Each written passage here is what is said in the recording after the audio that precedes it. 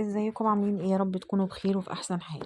النهارده حبيت اتكلم عن موضوع مهم جدا، بدأ يبقى موضوع بيشغل ناس كتيرة جدا، وفي ناس كتيرة قوي مش بتلاقي الاجابات اللي هي عايزة توصل لها، ويبدأوا يدوروا على رقاة على النت ويشوفوا حد يحل لهم المشاكل بتاعتهم دي. النهارده حبيت اتكلم عن الفرق ما بين حاجات كتيرة قوي ممكن نكون يعني كلها بتدخل في بعضها، وفي معظم الأعراض بتكون شبه بعضها. الحاجات دي هي السحر، العين، المس، الحسد. يا ترى ايه الفرق ما بين كل حاجة فيهم، وايه اعراض كل حاجة، وازاي اعرف انا عندي ايه من الحاجات ديت لو مصابة باي حاجة من الحاجات دي؟ اول حاجة السحر دوت هو حد بيكون طبعا متضايق من شخص معين، فبيبدأ يروح لحد من السحرة ويطلب منه ان هو يعمل له سحر لفلان. وهناك بيبقى فيه انواع كتير قوي من السحر، سواء كان مأكول او مشروب او مرشوش، واسحار سفلية واسحار كتيرة جدا. في اسحار عن طريق الكواكب، وفي اسحار عن طريق الهاتف او الاتصال. حاجات كتيرة جدا وبنسمع عنها، وفي ناس بتكذب الموضوع وتقول ما فيش حاجة اسمها سحر ولا حاجة يا جماعة، وكل دوت كلام الناس بتخترعه. وأحب أقول إن الرسول عليه الصلاة والسلام في وقت من الأوقات سحر، وطبعا كان بيتوه وكان بيحصل له يعني ان هو بيبقى مش مدرك ايه اللي بيحصل له، لكن ربنا اشار اليه بمكان السحر وبمين اللي عمل له السحر. طبعا احنا عارفين ان الرسول عليه الصلاة والسلام كان لا بيسيب اذكار صباح ومساء، وكان بيحصن نفسه دايما، وما كانش بيبقى فيه اي مجال لان يدخل في جسمه سحر. لكن يمكن يكون ربنا عمل كده علشان يعرفنا ان في حاجة اسمها سحر، ومحدش يجي يكذبه ويقول يا جماعة ما فيش حاجة اسمها سحر ولا حاجة، والكلام دوت مش حقيقي. ربنا ورانا آية وإشارة بالرسول عليه الصلاة والسلام عشان نصدق الموضوع وعشان نتقيه ونخاف منه ونعمل له ألف حساب. أعراض السحر يا جماعة بتبقى باينة جدا وواضحة. أول حاجة إن الشخص المصاب بيبدأ يتغير ملامحه. يعني إيه يتغير ملامحه؟ يعني لو الشخص دوت كان وشه كده جميل ومنور، يبدأ وشه ينطفي، يبدأ يبقى فيه سواد تحت عينيه، يبدأ يدخل يقعد في الحمام كتير فترات طويلة جدا، يبقى مخنوق ويبقى مكتئب وبيميل للعزلة والوحدة، ما بيحبش إن هو يتجمع مع صحابه زي الأول. طبيعته كلها بتتغير، بيبقى على طول عصبي ومتنرفز، وعلى طول مش متحكم في أعصابه، على طول مخنوق، على طول متضايق، على طول لو شغلت قرآن جنبه يقوم ويمشي ويسيب المكان ويحس بنهجان سريع. لما بيجي ينام بيحس ان هو كأنه حد بيرميه من دور عالي، او ان هو بيقع من مكان عالي. بيحلم احلامه كوابيس مفزعة. اغلب الاحلام ان هو بيحلم مثلا بالمقابر، بيحلم بالحيوانات، بيحلم بالأسود والنمور وحيوانات من المفترسة، حيوانات بتطارده، تعابين بتتلف حواليه، بأن هو بيدخل معارك، بأن هو بيشوف القرود والخنازير والحاجات ديت بيشوفها في المنام. بيشوف أحلام ورؤى بتبين له دايما، بيبقى بيشوف إن في مثلا إن هو بيبلع شعر، إن هو إن هو ماشي في مكان، المكان دوت شكله وحش، إن هو داخل المقابر، ان هو في الحمام ومش عارف مثلا يقضي حاجته او الحمام معفن. ويبدأ الشخص دوت يتغير 24 درجة. بعد ما كان مثلا الشخص نشيط أو ذكي أو متفوق، يبدأ إن هو يكره المذاكرة، أحواله تتغير. لو كان هادي بيبدأ يبقى عصبي، لو كان متفوق بيبدأ يبقى بيفشل في دراسته وبيبعد عن الدراسة. لو كان أخلاقه كويسة بتبدأ أخلاقه دي تتحول. فدايما اللي بيعمل سحر لحد بيعمل له حاجة علشان هو متضايق من الحاجة الكويسة جدا اللي في الشخص ده، فنفسه ان الحاجة دي ربنا ياخدها منه، فبيبدأ يلجأ للسحرة، ودوت بيعتبر نوع من انواع الكفر والأذى. وطبعا اي ساحر، كل الساحر واللي لجأ للساحر اكيد مصيرهم النار، وربنا بيورينا فيهم اياته قبل ما بيموتوا.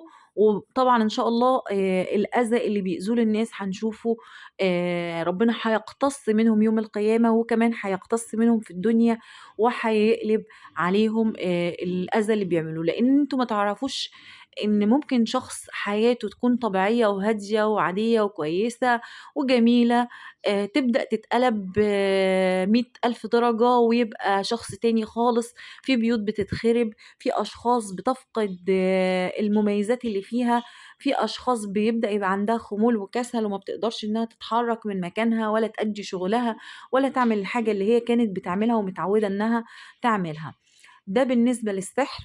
وعلاج السحر طبعا بيحتاج إلى مجهود عظيم عظيم عظيم جدا ومستمر علشان إن احنا نقدر إن احنا نوقفه. طب لو احنا ما وقفناهوش وسبناه كده وفضلنا نقول خلاص ربنا بقى ايه إن شاء الله يشفيني ربنا، بيبدأ السحر ده يتمكن من الشخص ويبدأ يأذيه في جسده بالتعطيل في كل أموره وفي حياته كلها. ومش بس هو، بيبدأ بقى يعطل حياة كل الناس اللي معاه، حياة أولاده وحياته المقربين منه، وبيبعد عنه الناس وبيبعد عنه صحابه. لو متزوج بيبدأ يخرب البيت ويبدأ إن هو يبعد عنه أولاده، ولو زوجة بيبدأ يبعد عنها زوجها.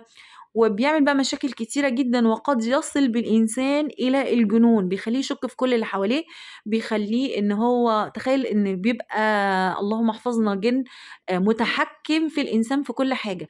أول حاجة بيبعده عن ربنا، بيبعده عن الصلاة، بيبعده عن العبادات، بيبعده عن الطاعات، ما بيقدرش يسمع قرآن، بيتمكّن منّه ومن جسده ومن كل حاجة. ومش بعيد كمان إن هو يخلّيه يبدأ يعمل جرائم ومصائب، لإن متخيل إن أنت الشيطان هو اللي قاعد في جسمك وهو اللي بيقول لك اعمل كذا وما تعملش كذا، ائذي فلان، فلان دوّة بيعمل كذا، فأنت تبدأ تشُك في فلان دوّة، حتى لو الشخص ما بيعملش أي حاجة، فتبدأ إن أنت تأذيه وتبدأ يبقى جواك غِل وحقد ويبدأ بقى إن الشيطان أو الجِن المتلبّس في الإنسان ده هو اللي بيحرّكه، بيحرّك له حياته كلّها، بيخلّيه شخص تاني، ممكن يخلّيه يسرق، ممكن يخلّيه يقتل، ممكن يخلّيه يعمل كل المحرمات اللي ربنا حرمها، لأن الشخص ده بيبقى كأنه مش في وعيه، حد بيتحكم فيه وحد هو اللي بيأذيه. طب لو إحنا عندنا شخص مسحور، ما نسيبوش يا جماعة ونحاول نعمل كل الطرق علشان إن إحنا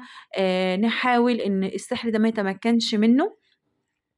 نخلّي بالنا من حاجة مهمة جدًا، إن الجِن لمّا بيدخل جسم إنسان بيحاول إن هو يعمل فتحات، الفتحات دي بيبقى معلّم جسمه بعلامات معيّنة عشان يبدأ يدخل ويطلع، يدخل ويطلع. في جِن اسمه جِن طيار، يعني بيدخل وبيطلع وبيرجع تاني. أنت بدأت مثلًا تشغّل رؤية شرعية أو سورة البقرة أو تقرا أذكار، يخرج وأول ما تبدأ إن أنت تغفل عن التحصينات والعبادات والحاجات دي، يبدأ إن هو يرجع لك تاني. العلاج أول حاجة إن إحنا لو عندنا شخص إحنا عارفين إن هو مسحور، نبدأ إن إحنا نشرّبه مَيّة قرآن من غير ما يعرف، لحد ما السحر ده يخرج من جسمه. يبقى كل أكله وشربه وكل شيء بيدخل جسده هي عبارة عن ماء قرآن، ماء مَقري عليه، وبيبقى مَقري عليه طبعًا إحنا عارفين أول 5 آيات من سورة البقرة، آخر آيتين من سورة البقرة، أول 10 آيات من سورة الصفات. المعوذات كل واحدة فيهم بتتقرا 3 مرات، ولو الموضوع صعب بيتقرا 7 مرات، الحاجات دي كلها. بنبدأ نقرا سورة الجن، أول 5 آيات من سورة الجن، بنبدأ نقرا أو ممكن نقرا السورة كلها. بنقرا كمان سورة الزلزلة لإنها قوية جدًا، بنقراها، كل الحاجات دي بنقراها 7 مرات أو 3 مرات، وطبعًا كل ما الموضوع بيبقى صعب لو زدنا يبقى أحسن. سورة البقرة كمان لو اتقرت كلها جميلة جدًا. في عندنا سورة الكافرون بنقراها برضه. في عندنا بقى قُل هو الله أحد وقُل أعوذ برب الفلق وقُل أعوذ برب الناس، الحاجات ديّة السور دي كلها بنقراها، والصفات وآخر آيتين من البقرة.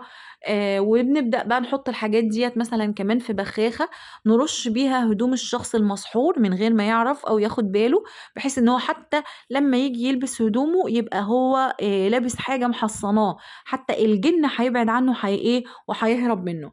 المسك الأسود، عليكم بالمسك الأسود إن أنتم تحطّوا للشخص المسحور دوّة وهو نايم من غير ما ياخد باله، لإن المسك ده هيأذيه جدًا، جدًا، وهيبدأ إن هو وأنتم هتشوفوا ده كمان إن هتلاقي جسمه بينتفض أول ما يتحط على الأماكن بتاعة النبض وهو نايم من غير ما يحس. المسك الأسود جسمه ده هينتفض من كتر قوة المسك، لإن الجِن بيكره المسك الأسود. نجيب بخاخة ونحط فيها مَيّة ورد ونقرا عليها آيات القرآن اللي أنا قُلت عليها، نرُش على الشخص المريض دوّة وهو نايم، نرُش الأركان، نرُش البيت، نرُش كل رُكن في البيت، نرُش دولاب الشخص دوّة وهدومه كلّها.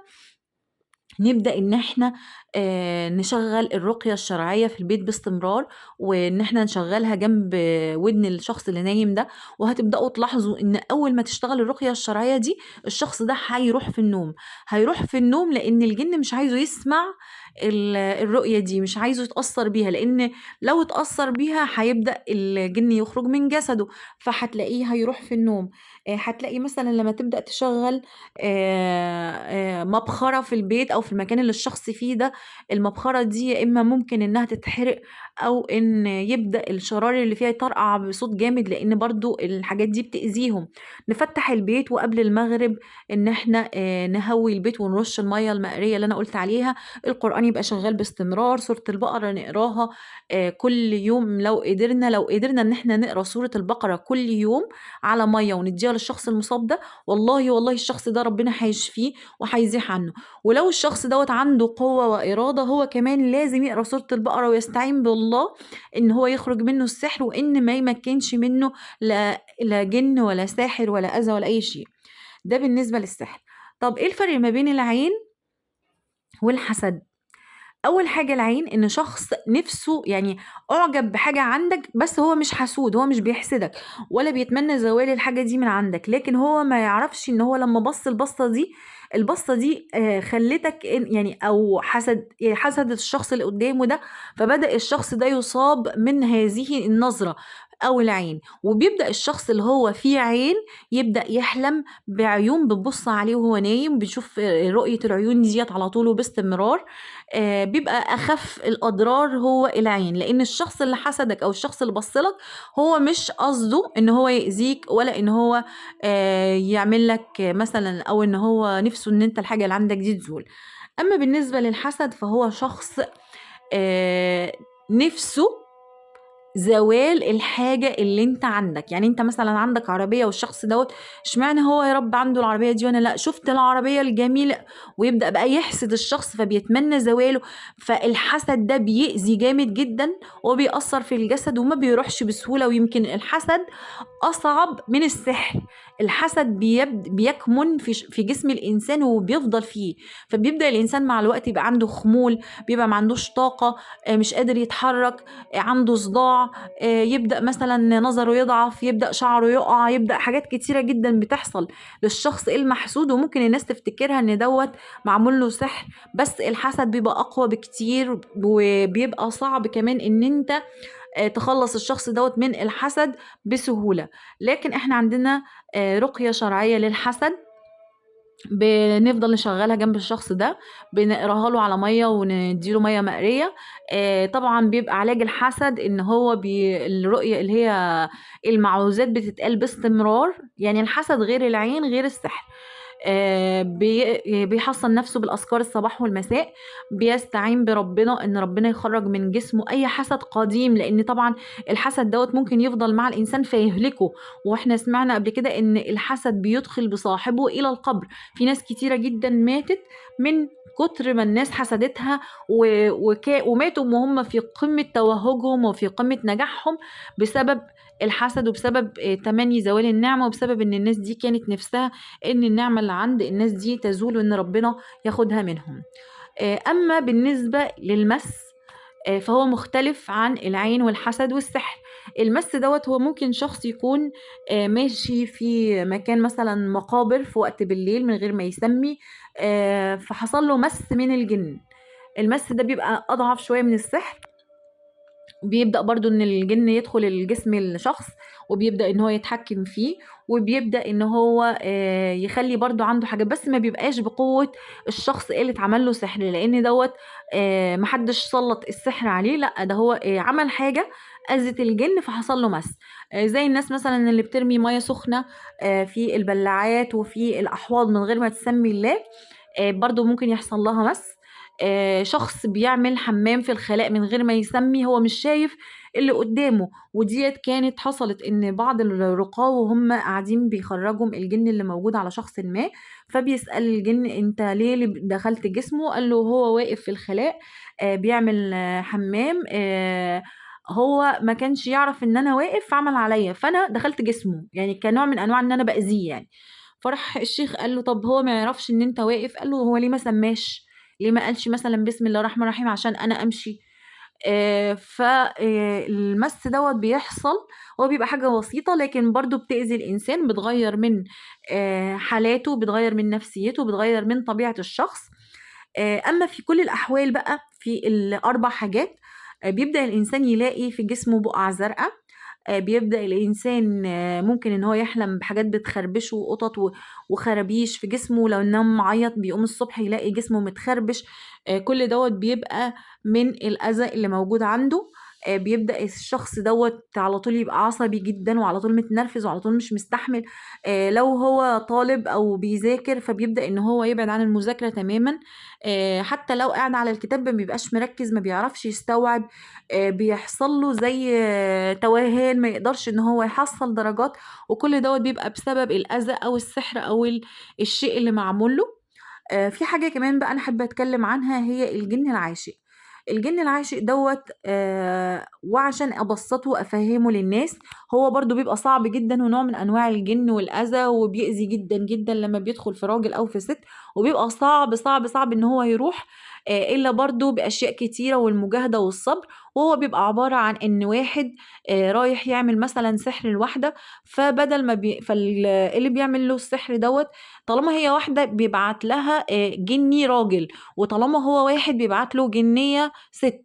فممكن الجنية دي تعجب بالشخص ده، فتبدأ إنها تفضل معاه وملازماه وقت طويل جدا، ويبقى صعب إنها تطلع منه. أولا بتفسد حياته وعلاقاته الشخصية، بتخليه إن هو ما يقدرش يتجوز ولا إن هو يمارس حياته الطبيعية، بتبعد عنه ناس كتيرة جدا، بتسبب له أذى، بتسبب له تعطيل في كل أموره، حياته بتتأخر، إلا لو بدأ إن هو يحس إن في حاجة غلط، ولازم إن هو يبدأ ياخد حذره.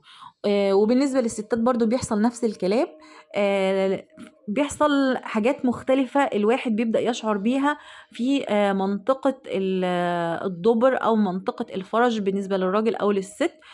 فبيبدأوا ياخدوا بالهم إن في حاجة مش طبيعية، في حاجة مش مظبوطة في الموضوع. فبيبدأ الشخص دوت يعرف إن في أذى عنده، يبدأ بقى ان هو يتخذ اجراءاته ويحاول ان هو يحصن نفسه رؤية شرعية، يقرأ سورة البقرة.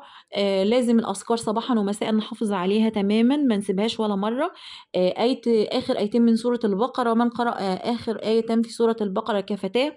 سورة البقرة لو فضلنا نستمر عليها كل يوم هنتحصن من أي أذى ومن أي سحر ومن أي عين ومن أي مس ومن أي شيء. أقل حاجة إن احنا نقرأ المعوذات 3 مرات الصبح و3 مرات بالليل، نقراهم في كفنا وننفل بيهم، ونمسح على وجوهنا وعلى أجسادنا قبل ما ننام، كمان نمسح على جسمنا كله. ويا ريت لو احنا نعمل كل التحصينات دي بعد كل صلاة، لو احنا حاسين إن احنا عندنا أذى وإن احنا عايزين إن الأذى دوت يخرج من أجسادنا، نحاول إن احنا نستعين بربنا دايما على خروج الأذى وخروج العين وخروج السحر. نحاول إن احنا نتوكل على الله، نحاول إن احنا ما نبطلش قرآن، الرؤية الشرعية دي نشغلها باستمرار، وربنا يشفي كل مريض. والسلام عليكم ورحمة الله وبركاته.